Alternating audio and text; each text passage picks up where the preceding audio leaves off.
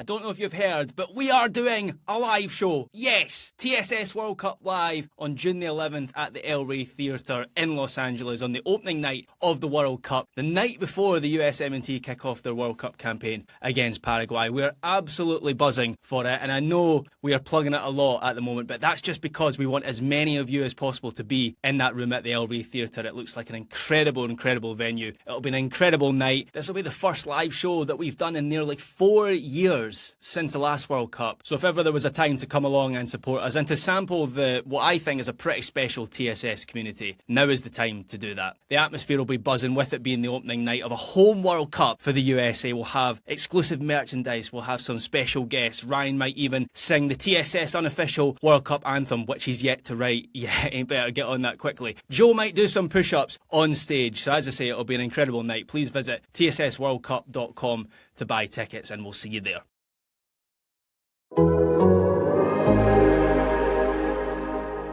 Welcome to the Total Soccer Show Weekend Review. The title reign in Spain fell mainly on the game where Barcelona won acclaim. The Catalans won their second consecutive title and reached new heights against a Real Madrid side plagued by bad vibes and fights. For now, it's Barcelona who have the Spanish power, and in front of Olivia Rodrigo, Real was sour.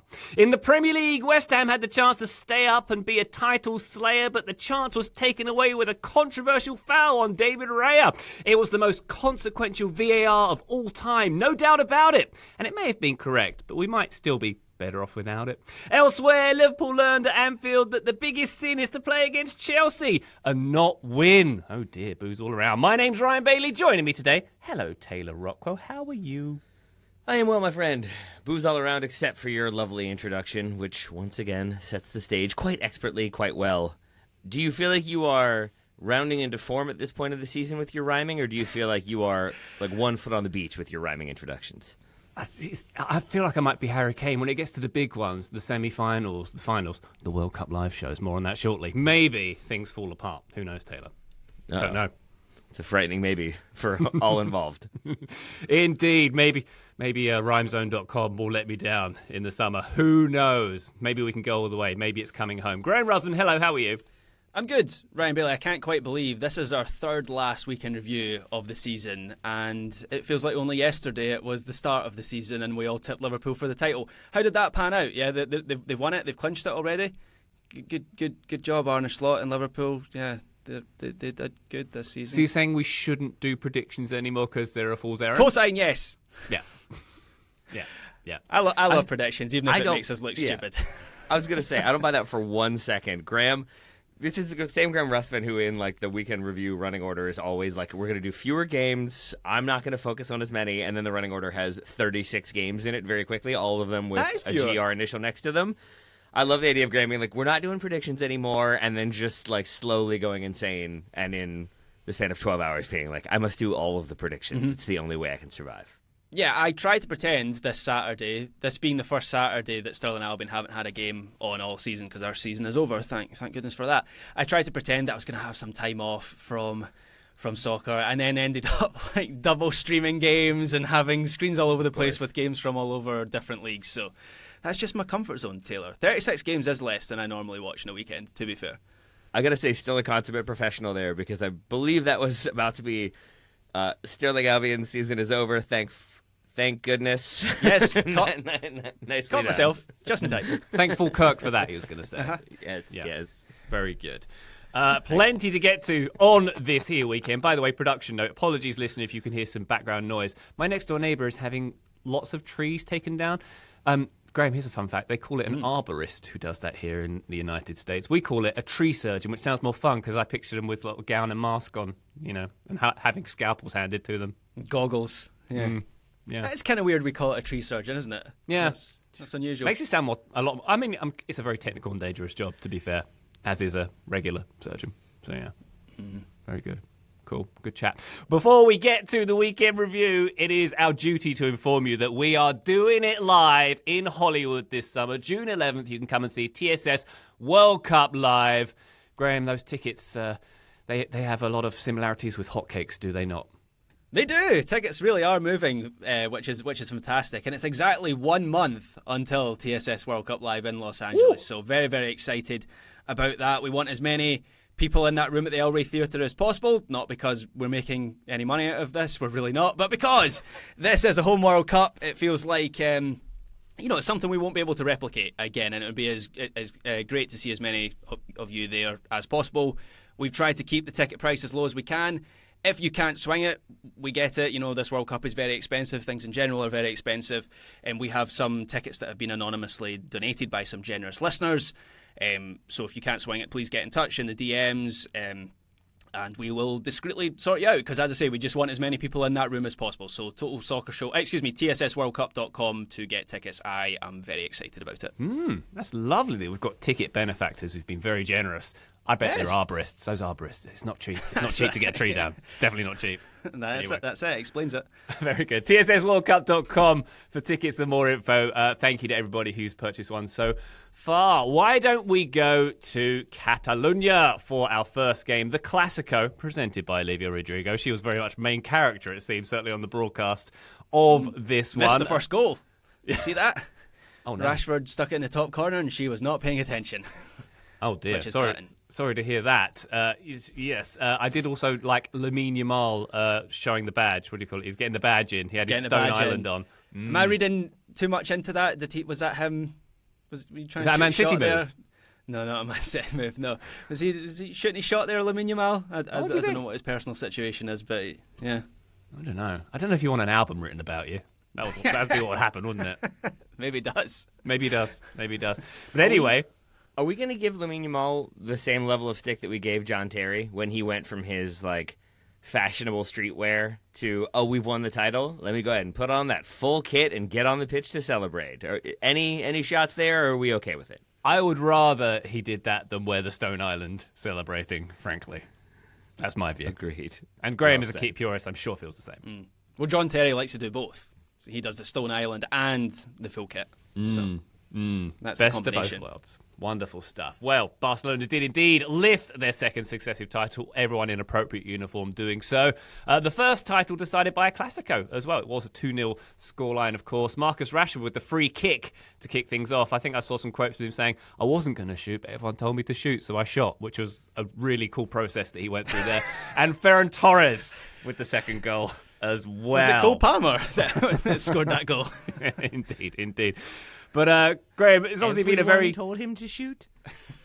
It feels like I wasn't going to, and then I decided I was going to. Yeah. Everyone told me to. It's cool. Don't worry about it. I didn't have the confidence. Then I had the confidence. And then with hindsight, it worked out really well for me because the ball went in the net. Anyway, we digress. Graham, been an interesting week for both sides. Obviously, a bit of context with Real Madrid, with Fede Valverde and Aurelien Tchouameni getting into a bit of fisticuffs that left Valverde hospitalised earlier this week. We also had some context on the Barcelona side with Hansi Flick's father passing away before the game as well. So a very emotional moment for the Barca coach too. But this title win and perhaps even this Clasico win were on the cards. Yeah, I mean, this game was largely a stroll for Barcelona, who had the beating, had the measure of Real Madrid from the moment that Marcus Rashford scored that opening goal. I mean, there were a handful of scares. Garcia had to, Eric Garcia, that is, had to race back to make a tackle on Vinicius Jr. in the first half. Gonzalo Garcia, the Real Madrid Garcia, had a shot wide as well. But for the most part, Barcelona completely controlled the game. And I thought Real Madrid's... I mean, there's so much context with this game. I feel like the off-field stuff is more interesting than actually what happened during the 90 minutes. But just watching Real Madrid's body language during this match, I thought it was absolutely stinking. They essentially gave up for the final 5 minutes of the first half when Barcelona just did rondos around them until the whistle. and even before then, I thought there was a terrible vibe about them as a group. I noticed that none of them were talking to each other, just standing there in complete silence, hands on hips whenever Barcelona scored or whenever they had a chance. There was no sign of dialogue on the bench either. Arbeloa would kind of performatively come out onto the touchline every so often, but there's no sense of any dialogue. And given everything that has come out of that camp this week, with not just the Valverde and the Tchouameni fight, which ends up with Valverde having, quote, a traumatic brain injury and being hospitalised, so that's a bit of a serious one, but you also have Rudiger and Carreras earlier in the week, with Rudiger apparently slapping Alvaro Carreras in training. You have Mbappe reportedly bullying coaching staff and not trusting Real Madrid after they misdiagnosed an injury, and then him just unilaterally deciding to go on holiday rather than rehabbing with that injury. He comes back to the training ground that last week when all this is happening, when the implosion is happening. He walks in like the meme of Donald Glover walking in with a pizza and the room's on fire, and he walks straight back out again, and he says, I'm still injured, I'm not going to play the Clasico, and goes back on holiday again. And there's a hilarious video of Mbappe driving away from Valdebebas, which is Real Madrid's training ground. There's nobody else in the car, and he is laughing to himself, heartily laughing to himself as he's driving away. He was TSS, wasn't he? That was it. He was, yeah. It was a funny episode. It was a funny episode. He was listening to the Patreon episode from last week where Joe was talking about how he's not going to check a bag and how ridiculous he thought that was. So yeah, just a completely broken. He's laughing at the camp. idea of having to check a bag and not have your own airplane. It was hilarious to Mbappe, the idea, the mere idea. Can't relate. But it's just a broken team, right? Does anyone disagree with that? Like, I think Real Madrid are going to hire a new manager this summer. That'll sell. Jose Mourinho looks like being the guy. I'm sure that'll help things. But I think even if they get, quote-unquote, the right manager for this job, there is so much to untangle on and off the field. Like, we've spoken about the on-field stuff with how this team coherently just doesn't really fit together. But I think the bigger issue now is the camp itself, and it kind of manifested itself in a lifeless performance at Camp Nou when Barcelona were able to win the title against their biggest rivals. Graham, what is the idea, do you think, of bringing Mourinho back other than we need big name who players might listen to, so he's been here before, we'll do it again? Like, I get the idea of Mourinho. I get the idea of Mourinho at Madrid and what he was able to accomplish with that team previously. He was just also not able to accomplish some things, culminating in him being sacked. And it felt like we had the same old issue that we get occasionally with him, of players being frustrated by his tactics, frustrated by his antics, and ultimately frustrated by him as a manager. And then you have the player power movement and players kind of behind the scenes agitating, and he's shipped out the door. That's happened a number of times since then, since he was employed by Real Madrid. Yeah. I don't understand the idea of why it's going to be different this time, other than fingers crossed it's going to be different. Everybody's a few years older and a few years wiser, sort of. Yeah, I mean, the idea is that Mourinho is this disciplinarian and that they need an authoritative figure to whip these egos into shape, which, I mean, it's just pouring more fuel onto the fire with Jose Mourinho. Like, it's just not going to work in that sense. Is that still his rep, though? Like, I truly don't know anymore. Like, I'm assuming it is. I don't know why it would have changed, but, like, that hasn't really gone well for him. Like, it felt like it was a kind of downward trajectory until he gets the Benfica gig. But like, it seems like he has kind of moved into more of a arm around the shoulder, like, I'm just managing egos, personality clashes sort of coach. Like, I might be totally wrong on that. It's just, I think if he were still the disciplinarian he used to be, where he had these very specific demands and very specific requests, I think he'd still be at the top of the game, and he isn't. Can I just... I understand what you're saying about why would something be different the second time a coach came in, but we have precedent for that, right? There's multiple Italian teams. Max Allegri, how many times has he done Milan and Juventus? And, you know, there's certain managers who go back again and again because there's there's a spark of something. Ancelotti, there you go. He was at Everton. In Napoli, Everton, his career was like... And he'll go back to Everton, as we know. Zidane at Real Madrid. Yeah, exactly. That's another one. Yeah, so this does happen, even in like business. Like Steve Jobs leaving Apple, not many people liked him at that point. He comes back, and, you know, things go quite well in the second spell. So there is a precedent for that kind of thing. It's not about like, why would you go back? It's about, for Mourinho, who is like, leaves there in fairly acrimonious circumstances, but does feel to have, like, again been rooted in player power, player frustration with him. Players not buying into what he's asking, and so he's shown the door because others might be able to get everybody on board. Like, this is a team that is fractured, is broken, and I would argue is broken for many different reasons, but a big one is overwhelming player power. And when Xabi Alonso is shown the door in the middle of the season for having the audacity to have tactics and ask the players to run, I mean, a gross oversimplification, yes, but It doesn't seem like a scenario that makes sense to me of Mourinho coming in and like, oh yeah, he's going to right this ship. He's got the vibes. He's got the experience. It worked before. It'll work again. It feels like much more of a dice throw, like hopeful, optimistic dice throw at that. Yeah, I think it's maybe a little bit more nuanced than I said with Mourinho being a disciplinarian. That's never truly been Jose Mourinho. There's that side to him, but he's always been a player's coach, right? If you think back to his ultimate successes at Inter Milan, when they win the treble and Materazzi is publicly crying on his shoulder as he leaves the Bernabeu after that Champions League final, the connections that he created at Chelsea with key players like Drogba and Terry and Frank Lampard, that's always been where Mourinho is best. And so I think the bet that Real Madrid are making, I think an ill-advised bet, but this is the bet they're making nonetheless, is that Mourinho, maybe he's not going to whip these egos into shape, but he's going to get them on side, that he is going to get them to listen to him in a way that they didn't with Xabi Alonso, which I still find absolutely incredible that Xabi Alonso, given everything that he's achieved in his career, the standing that he has in the game, coming into Real Madrid as the next big thing, having toppled Bayern Munich in the Bundesliga, these Real Madrid players looked at him and went, nah, we're not having anything that you're selling to us. After a Clasico, keep in mind, the first Clasico of the season, Real Madrid won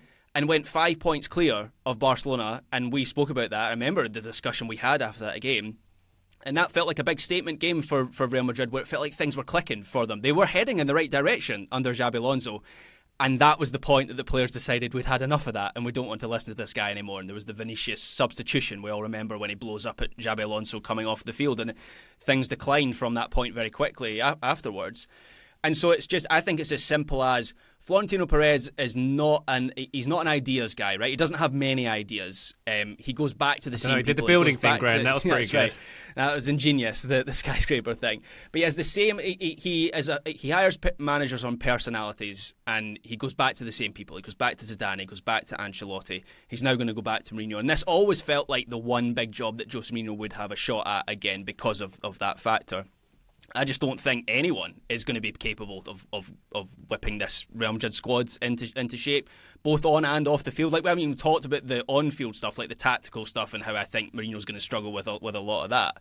That dressing room is just an absolute viper's nest at the moment, and that's come to the fore in the last week. There you go. Need a bit of a pause there, Taylor.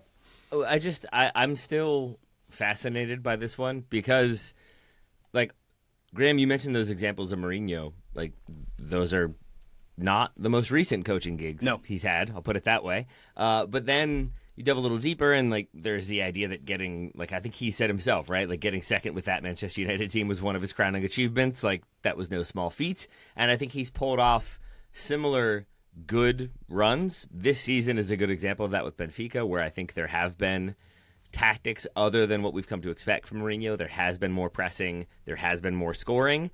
It is insane that they are going to finish second in the Portuguese league and also be undefeated at the same time. So, like, but that's also the situation he inherited. It's not like he kind of shaped that entirely. So I just want to add that, like, it's not as though I think Mourinho is past it, washed up, can't do it. I just think the issues that were the cause of his downfall before seem like they are still very much on offer at present. But who knows? Maybe he solves it all and everything is all smooth and wonderful. Seems unlikely. Yeah, what I would say about Mourinho's recent jobs is, sure, he hasn't succeeded in the way that he did at Inter Milan or at Porto, most notably, where he overachieved dramatically so with those teams. But equally, he hasn't been coach of like the dominant team with the best group of players. Maybe with the exception of Benfica, where he comes into that job mid-season and they're not in great shape. You think of the jobs he's had recently. Spurs. Well, I mean, they were never realistically going to challenge for the title or win the Champions League. Fenerbahce. Well, Galatasaray always had was that the pitch from Spurs? Yeah, that's Just it. so you know, we're never going to realistically challenge for the title, but the job's yours. Have fun. Yeah, I mean, but they're looking at their squad, like Galatasaray always had a stronger squad. Roma, like there were countless or several Serie A teams that had better squads, stronger squads. And then Benfica as well, like Porto at the moment seem to have a better squad than Benfica. So it's not that I think Mourinho has, you know, he's flatlined at each of his recent clubs. He just seems to have lost any capability of like maximising what he has, which was always his thing previously. Like even in Real Madrid in the first instance, you know, but it was up against the great Pep Guardiola Barcelona team and he had to maximise what he had. I feel like he's kind of lost that. So I just don't see how this brings about a dramatic upswing in fortunes. Yeah. I gotta say, though, and this is my final point on this one, because we should probably like congratulate Barcelona and talk about the Clasico. It is working, because the other reason why you hire Mourinho is because you're going to get clicks and you're going to get headlines and you're going to get attention. And Here we are not really talking about a squad that just had like multiple fist fights and players all seem to hate each other and the organization and the coach/coaches. But it's like instead we're spending all the time talking about Mourinho. So maybe that's part of it. Maybe that's where this is a genius masterstroke from Florentino Perez. Yes, Don't and that. to pivot away from a coach who doesn't coach either of the sides in the game we're discussing, just to tie a bow on this one with Barcelona. Graham, what are our thoughts about Barcelona at the moment? Marcus Rashford, I suppose, is a talking point, isn't he? So he's not sure whether he's going to be there next season, and he may be deciding whether to shoot or not at a different club next season. But what are we thinking about Barcelona in terms of their stature and their strength at the moment? I think defensively that needs to be where the focus is for them. Last summer, obviously, they signed Joan Garcia, who's been an upgrade for them in goal. And they do have, like, Pau Cabarce, I think, has great potential. Gerard Martin is a useful squad figure in this team. But it does feel like they need to find that sort of dominant central defender. That's where I'd be looking at. I think even more so than the centre-forward position. Because at least in the centre-forward position, Bobby Lewandowski might be off at the end of the season. But Ferran Torres, I think his goal in this game was his 20th goal of the season. And he hasn't always been the starting centre-forward this season. So I would feel more comfortable with like a dominant central defender being added this summer and Ferran Torres being the starting number 9 than spending all the money on a new starting striker. Although it seems like that's what Barcelona are going to do with the Julian Alvarez rumours continuing to swirl. All right. Taylor, would you like to discuss this game anymore, or should we take a pause and talk about the most controversial VAR of all time? I will say two things. One, I do think some of the, like, we're not sure we want to sign Rashford narrative, it was, like, very heavy on the ESPN broadcast and, like, as he scores and as he's getting shooting opportunities. It's like, is that affecting the deal? Is that affecting the decision?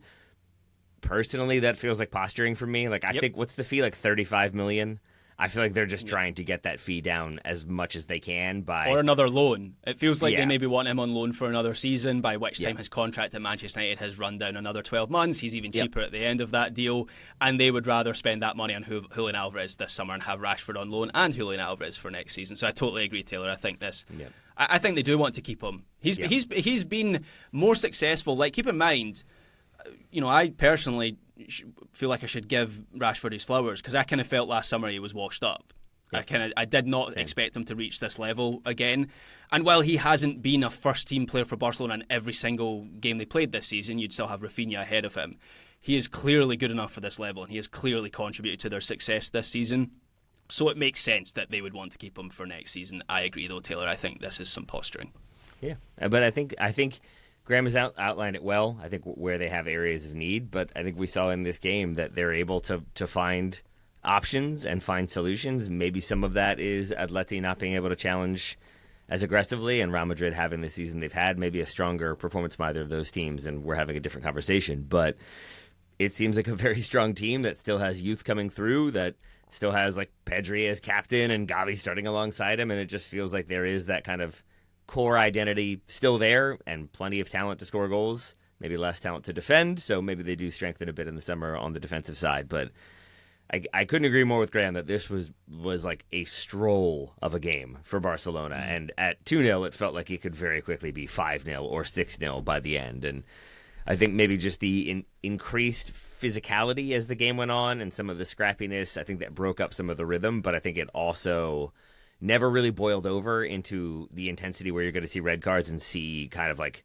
spite goals scored. It felt like at 2-0 everybody was like, okay, we're all trying to play in the World Cup. Nothing's going to change here. Let's just kind of like play it out. And in that way, I think that's a pretty damning indictment of where Real Madrid are at present, and a pretty positive sign if you're a Barca supporter.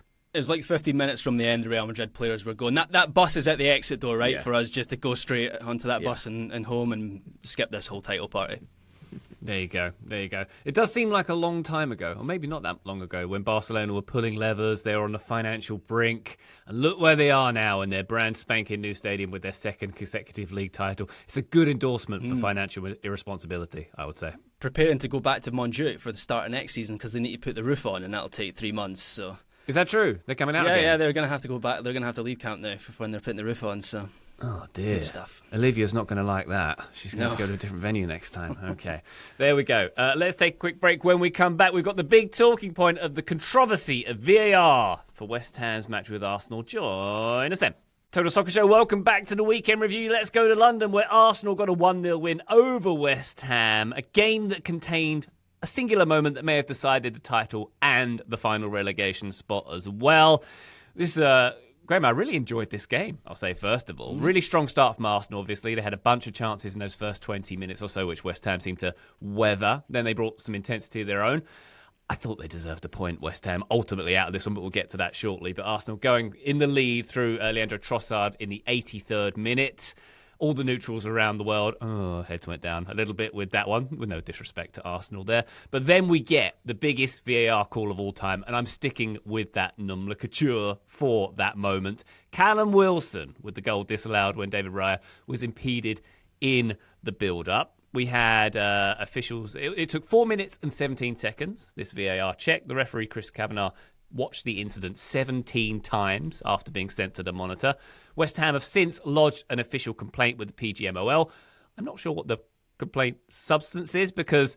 Unfair. Yeah, come on, no one likes Arsenal, come on. It was more fun if you just let it stood. Because, David Raya was impeded, right? There was an arm around him. There was a bunch of other fouls. There was a tapestry of fouls happening in that box at that time, but that was the one that was the most meaningful for the play. So I think the justice was done there ultimately, but to basically have the top and the bottom of the table decided by a VAR moment, I can't tell whether I hate it or not because it was super dramatic at the time as well. No, I hated it. Okay. This is not how I want not just soccer matches, but seasons to be decided. And I think you're right, Ryan. I cannot think of a bigger VAR check than this one. I felt really, really sorry for who did you say the referee was there in England? Chris Kavanagh. Oh, Chris Kavanagh. I felt really sorry for him when he's standing at the screen watching it 17 times, because referees hate this as well. They would just much rather have the trust to make a decision in real time.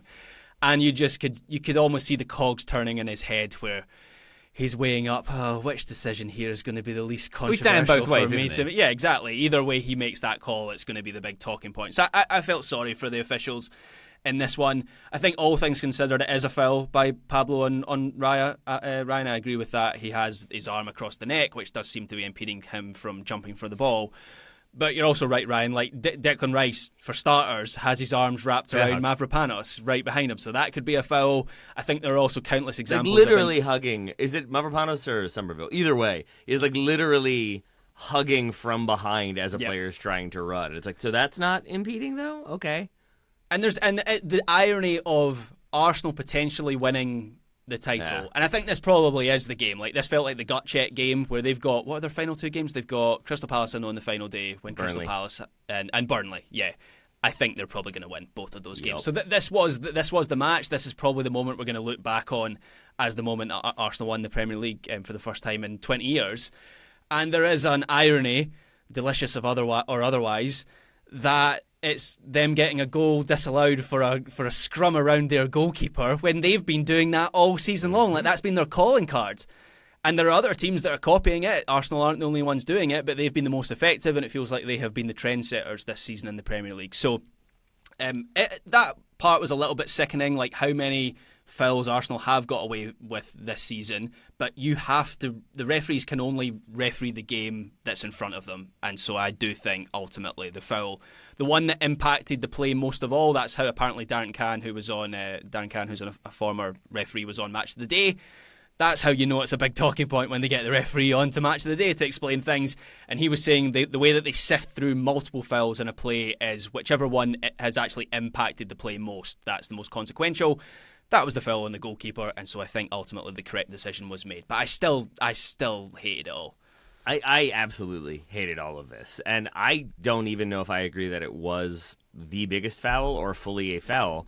It's definitely an arm across, and it does impede Raya, but at the same time, it's Raya trying to wade into a scrum to try to collect a ball in a chaotic moment when the opposition goalkeeper is running through. You're not going to get clear moments like that. There's always going to be contact. And I don't think Pablo is doing it to Raya deliberately. I think he is himself grappling with another Arsenal defender and with players around him, and so the arm kind of goes up because he's trying to do the swimming motion, and as he does it, Raya's there, so it stops there, and it looks bad, and maybe it is a foul, but it's the maybe of it all that I think I just keep going back to. And that's what VAR has become for me. There are moments in which it is very clear, yes, that player was definitely offside, no, that player was definitely onside.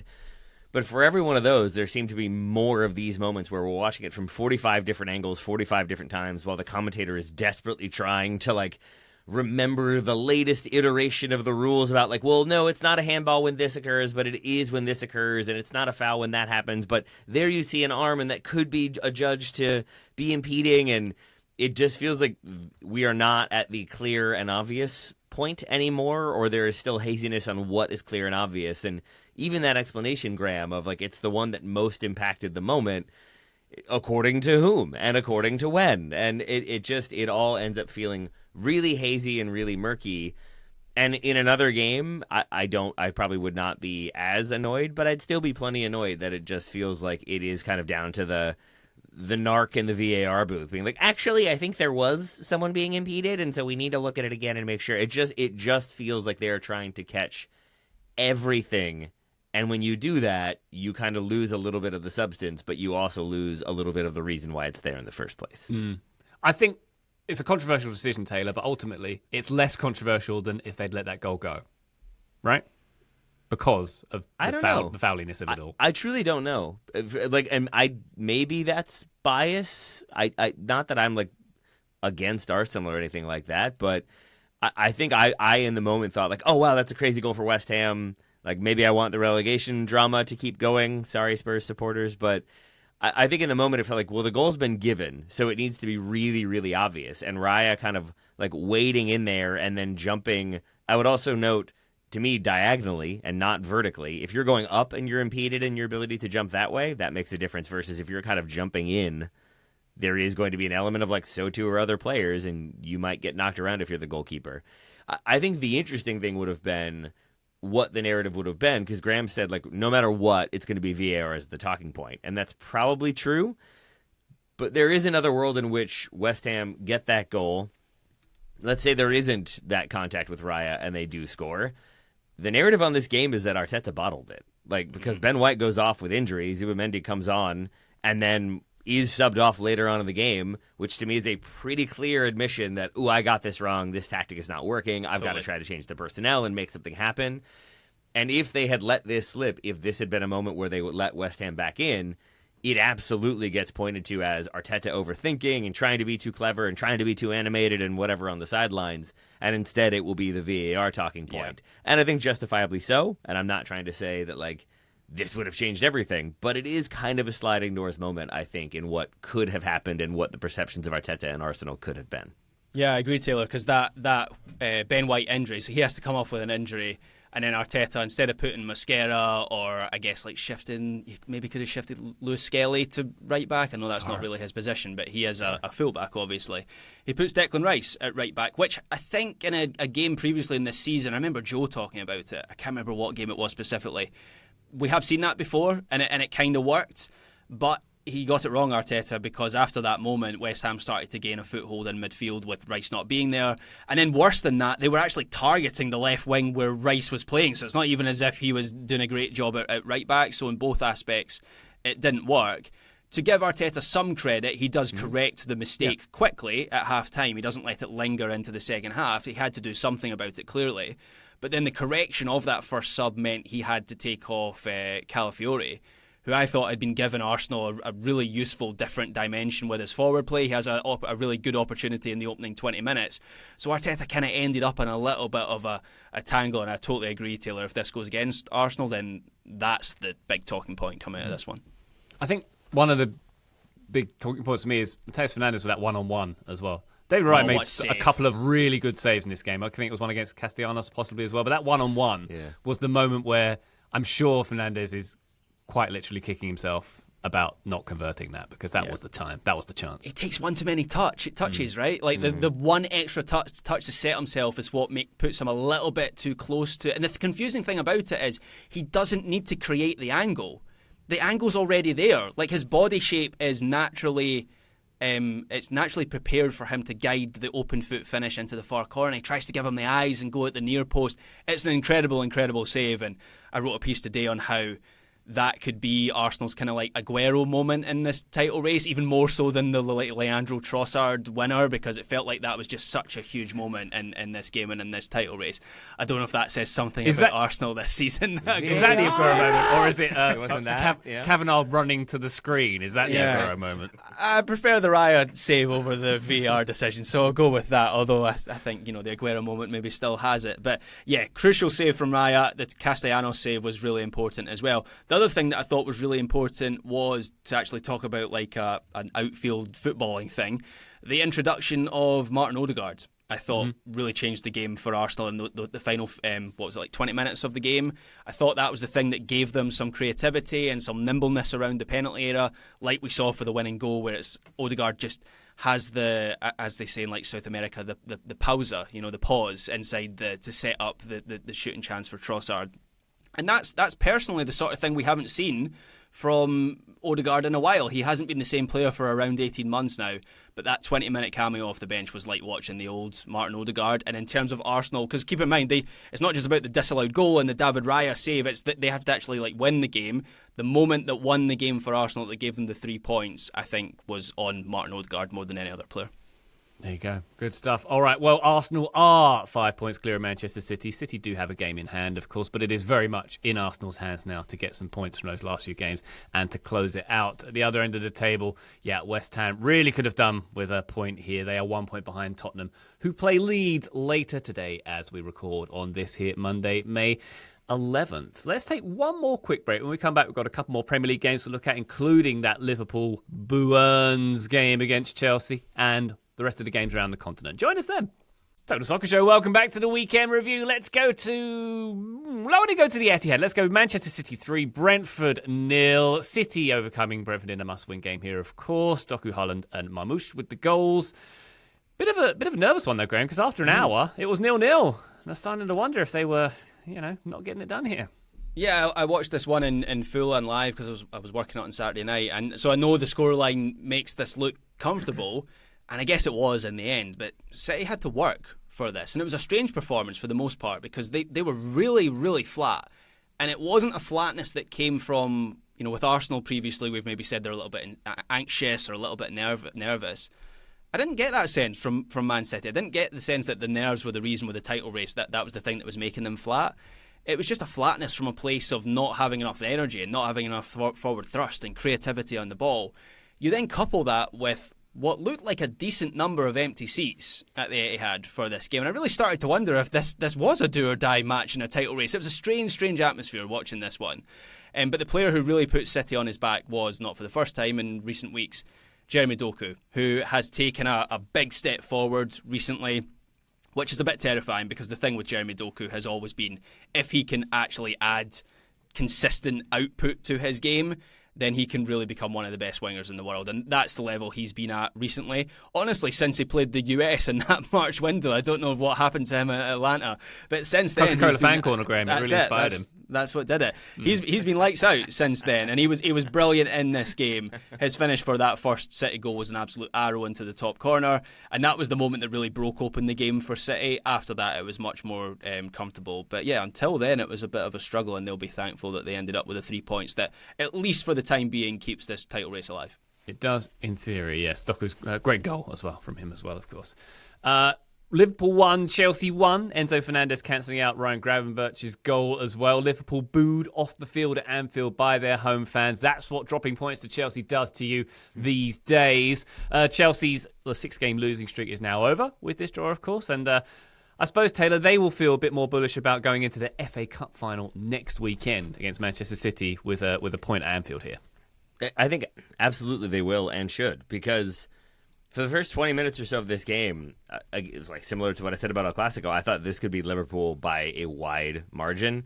They looked really sharp, even in moments where they were a little bit sloppy or a little bit wasteful. There was still just such intensity to their play, and they moved the ball so fast, and there was good interchange, and there was good pressing, and there were good opportunities.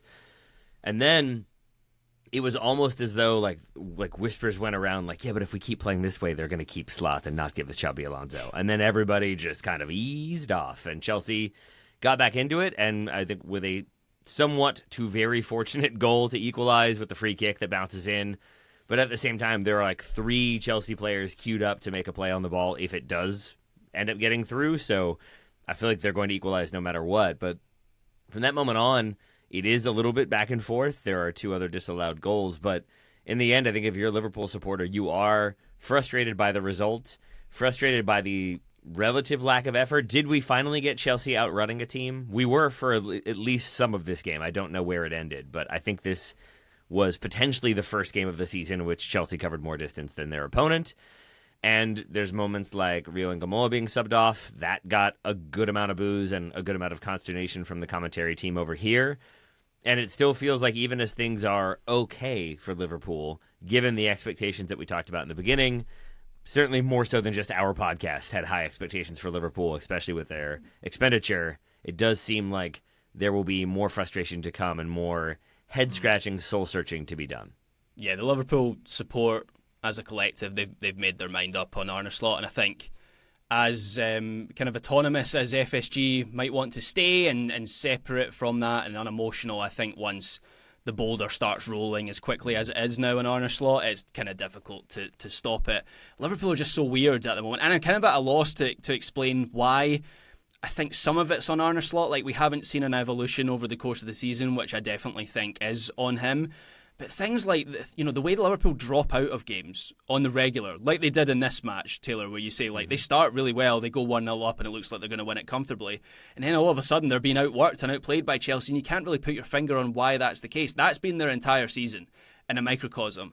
And this is a Liverpool team that last season were scoring so many late goals to win games, and they were going to the end of matches. Even the start of this season, remember Liverpool started with a whole bunch of wins, and it was all because they were going into stoppage time. And to go from that to this team, I can't really explain. I mean, you look at the lineup as well at the moment, and there are definitely mitigating factors with the injuries that they have. But it just feels like Arne Slot he's got tangled with some of the things he's doing. Like Jeremy Frimpong is playing ahead of Curtis Jones on the right wing when he was signed as the replacement for Trent Alexander-Arnold as a right back. That doesn't really seem to be working. He's tried, like against Manchester United a couple of weeks ago, he tried like dual 10s as centre forwards with Gakpo pushed out to the left rather than just playing him as a centre forward. So none of it really seems to be working. The defensive line looks all over the place. There's not enough pressure on the ball. And so the easiest thing for Liverpool to fix, whether it's fair or unfair, is to make a managerial change. And it really does feel like the mood music is playing in that sense for Arne Slot. Yeah, 2 things. One, for the disallowed Cole Palmer goal, like Frimpong has good position, is goal side of Cucurella, is watching the ball but watching the run at the same time, and then just completely loses the man and loses position all at once. And maybe is accustomed to having a little bit more defensive cover in a back 3, although at this point in the season you would have assumed he would have adjusted to what Liverpool are doing. But it's just those kind of moments of inexplicable decision-making that I think kind of factor into my understanding of Liverpool at present and my understanding of the frustration with Slot. And I think it was on display for large chunks of this game. In those 20 minutes when I said they were better and looked like the dominant team, in my notes, I still have that they look like they are at like 80% of final form. And I'm hesitant to say this because it feels very lazy, but it feels like a team that were like schooled under Klopp, steeped in what Klopp wanted, and are still kind of doing that, but just not quite as effectively or efficiently. And so there are moments when they win the ball back and they're counter pressing with speed, and then the lateral pass into the half space is behind the runner. And so he has to turn and receive it, and they keep possession, but the move slows down. And then the switch out wide is a little bit behind or a little bit overhit. And all of those little adjustments. Oh, we're both going to go for the ball. Oh, we're both going to back off. Oh, now I'm going to go for it. Even those little things just slow down the efficiency of the attack and the speed with which you're able to break and find opportunities. And it all speaks to me to a team that still have a clear idea of how they want to play, but in that final form, in those final little nuances that can be the difference maker, it seems like they have less of an idea than they've had previously. There we go. Chelsea in 9th place at the moment, still competing for Europe on 2 fronts, with the FA Cup final, the aforementioned, coming up next weekend as well. Liverpool in 4th place. Interesting that 3rd through 5th, Man United, Liverpool and Villa all drew this past weekend as well. So it'll be Bournemouth and Brighton who are in form beneath them at this current moment. If you'd like to hear about the rest of the Premier League, we have Weekend Review Extra. All the games we couldn't fit into this feed are at patreon.com/Total Soccer Show. You got lots of Premier League, lots of drama in Scotland as well, including a lovely Old Firm goal we're going to talk about on the bonus feed as well. But for now, real quick, we're going to go to Italy, where Inter got a nice 3-0 win at Lazio. A nice warm-up for them ahead of Wednesday's Coppa Italia final between the two teams at the same stadium as well. But maybe the biggest talking point from Italy this weekend, Milan 2, Atalanta 3. Milan's dreadful form continues. They were 3-0 down until a couple of minutes from the end of time here. Not great news for USMNT fans either. Christian Pulisic apparently out injured with an injury to his glute as well before this game, so we didn't feature here. Lots and lots of protests, Graham, from fans at this one outside the stadium, and thousands leaving the stadium during the game at the hour mark as well. So some unhappy folk at San Siro. Yeah, Milan are in complete freefall now. They've won just one of their last 6 league games. Roma are behind them now only in what must be the head-to-head record, because their goal difference is actually superior to AC Milan, so Serie A must use the head-to-head record. Como are also just 2 points behind. I was second screening this game at the same time as the Clasico. I was paying more attention to the Clasico than this one, but I still saw enough to know how comfortable Atalanta were for the majority of this match. They went 2-0 up inside 30 minutes. And what was most striking was just how easy Atalanta were finding it to play through Milan in their low block. Like, it wasn't like Milan were getting caught in transition or anything. Milan are set, or supposed to be set, in their defensive line, and Atalanta are just like playing through them with Ederson, who scores the first goal. De Catalara was picking up all kinds of space in there. And it really looked like, when it went 3-0 early in the second half, which is when I think San Siro kind of emptied out with a lot of the home fans, really looked like Atalanta were going to run up a cricket score, because AC Milan had absolutely no control. They were all over the place defensively. They had very little threat in the attack. As you mentioned, Ryan, no Christian Pulisic for this one, which is not good news from an American point of view. The late 2 goals, or the 2 late goals, made the scoreline look a little bit better. But make no mistake, this was an absolute stroll for Atalanta, and if you're a betting person, you would have to be betting against AC Milan keeping their place in the top 4, because they look really bad right now. They do indeed. Roma, on the other hand, getting a 3-2 win over Parma. That puts them, as Graham mentioned, on the same points as Milan. They definitely informed. They got 2 goals in added time to get that 3-2 win as well, so nice comeback for them. And also, congrats to Como. They secured European soccer for the first time in their history this weekend with a 1-0 win against already relegated Verona. They're guaranteed at least entry to the Conference League, and Champions League, as noted, is 2 points within their grasp at this point as well. A couple of other notes. Jamie Vardy back in the scoring. Got his first goal since January for Cremonese. They beat 9-man Pisa 3-0 in that one. The Cremonese are in the relegation zone on 31 points. It's them and Lecce, it looks like, who are the competing to stay up here, because Verona, as mentioned, and Pisa are down in Italy at this point. Also, you probably may have seen on social media that Venezia are back in the big time. They had a boat parade on their canals as they celebrated that. That makes me more of a Venezia fan than any of their kits that they've had so far. The boat parade on the canals of Venice, it looked incredible. Yes, indeed. It did look great. Taylor, with any boat parades in Bavaria, with Bayern getting a 1-0 win over Wolfsburg with Harry Kane missing a penalty? I don't think there were. Yeah, no, a big boat parade for the missed penalty. It's such a rare occasion. They felt the need to celebrate. No, probably the team. Wish it was rarer, Taylor. Still thinking about that one against France. Sorry, go ahead. I think probably the biggest result of the weekend was Stuttgart 3, Bayer Leverkusen 1. Leverkusen scoring in the first minute off of a turnover and a swift counterattack. And it felt like, oh boy, things could be coming, like the wheels could be coming undone for Stuttgart. Both teams had been overtaken by Hoffenheim, who had gotten the result earlier in the day. But then Stuttgart come roaring back. They take their chances really well. Demirovic is all over the place. Very physical player that Leverkusen struggled with, but then also creating goals, scoring goals himself. A very strong day for him. Cengiz Under also pretty strong on the attack, and it's Stuttgart eventually with a 3-1 win. That keeps them in 4th place, level on points with Hoffenheim, ahead on goal difference with 1 game to play.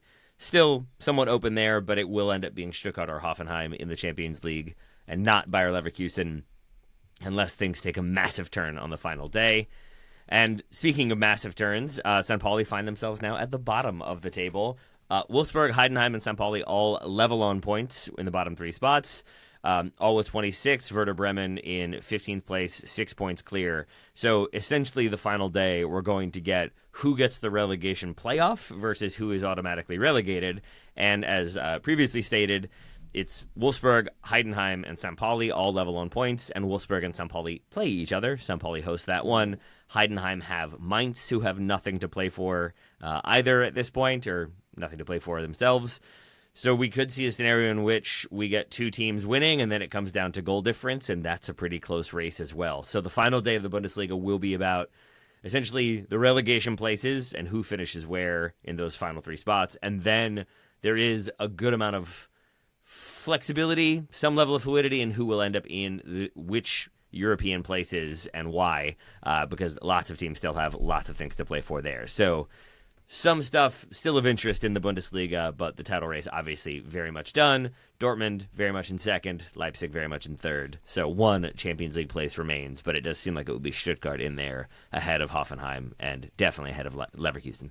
There we go. Drama to come in the bully. Thank you very much, Taylor. That concludes Weekend Review on this feed. Once again, if you want to hear about more games from the Premier League, from Scotland, and much more, Weekend Review Extra will be waiting for you at patreon.com/Total Soccer Show. But for now, Taylor Rockwell, thank you very much indeed for your services. My pleasure, my friend. Thank you, and thank you to all of the diligent tree doctors out there in those ORs doing 48-hour, 72-hour surgeries to get the trees back up and working. That's right. Very diligent stuff. I'm just looking out the window. It looks like they're about to intubate an oak tree out there so it doesn't have to go to surgery. I've been watching too much of The Pit. Graham Ruthven, thank you very much indeed. Thank you, Ryan Bailey. Please take a picture of that so I know what it looks like. Sounds interesting. The Lord's work happening outside here, Graham. Thank you very much indeed. Thank you, listener, for joining us on this feed. We'll be back very shortly. But for now, bye!